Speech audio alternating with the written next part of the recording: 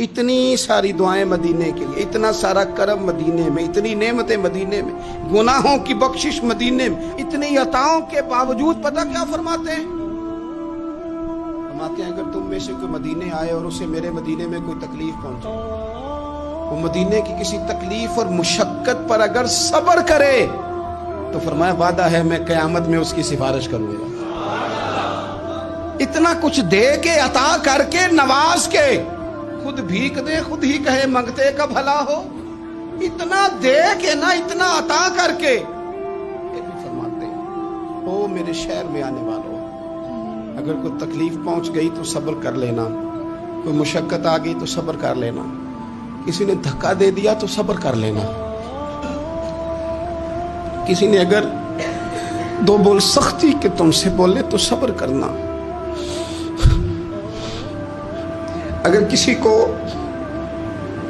تمہارا وہاں لوگوں سے ملنا آنا جانا اٹھنا بیٹھنا تمہاری طرف لوگوں کا نا کسی کو اچھا نہ لگا تو صبر کرنا، مجرم ہونا تو منہ اشکوں سے دھوتے ہوئے آؤ، آؤ در تواب پہ روتے ہوئے آؤ، قرآن میں موجود ہے توبہ کا طریقہ، سرکار کی دہلیز سے ہوتے ہوئے آؤ، آؤ حاجیو آؤ، شہنشاہ کا روضہ دیکھو، کعبہ تو دیکھ چکے ہو، اب کعبے کا بھی کعبہ دیکھو، غور سے سن تو رضا، کعبے سے بھی آتی ہے صدا، میری آنکھوں سے میرے پیارے کا روضہ دیکھو۔ 14 کے بعد سے میری روٹین ہے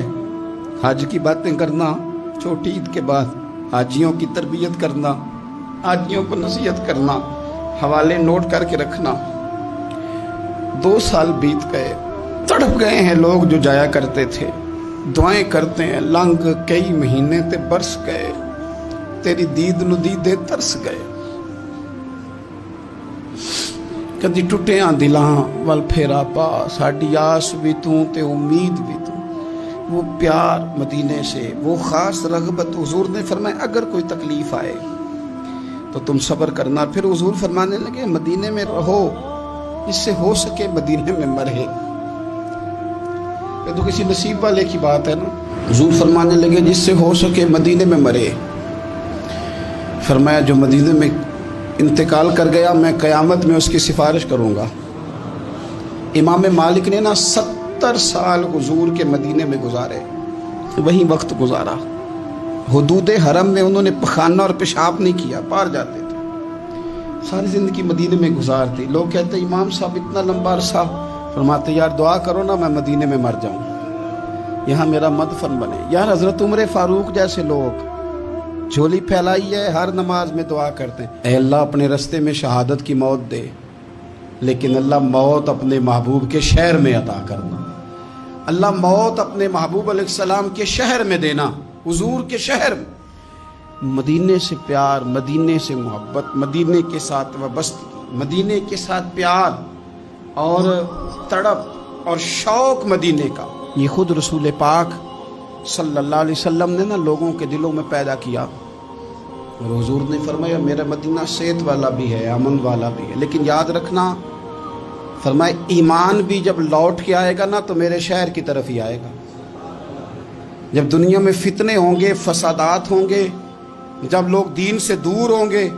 دنیا میں کفر، نفاق، فسادات غلبہ کریں گے، حضور فرماتے ہیں جس طرح سانپ اپنی بل میں پناہ لیتا ہے اس طرح ایمان میرے مدینے میں سمٹ کر آ جائے گا،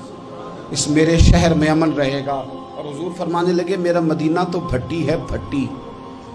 جس طرح لوہے کو بھٹی میں ڈالو تو میل اور کچال نکال دیتا ہے،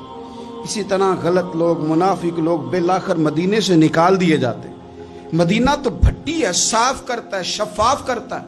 رسول کائنات صلی اللہ تعالی علیہ وآلہ وسلم کی مدینے سے محبت، مدینے کے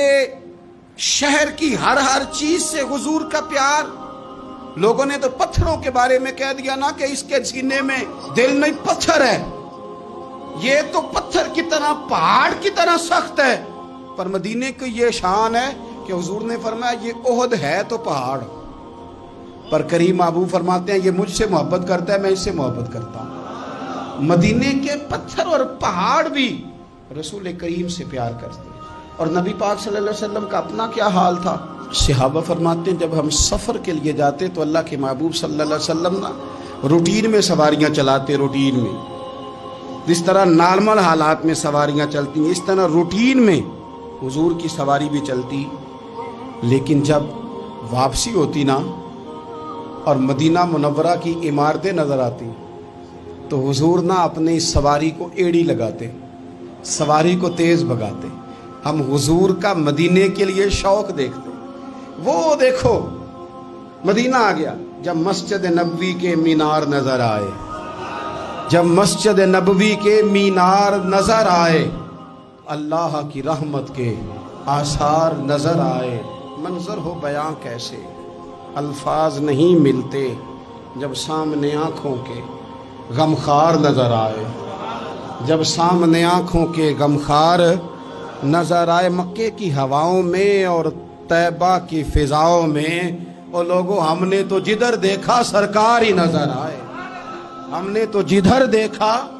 सरकार नज़र आए, हमने तो जिधर देखा। क्यों कि अरसा हुआ तैबा की गलियों से वो गुजरे थे, अब तक इन गलियों में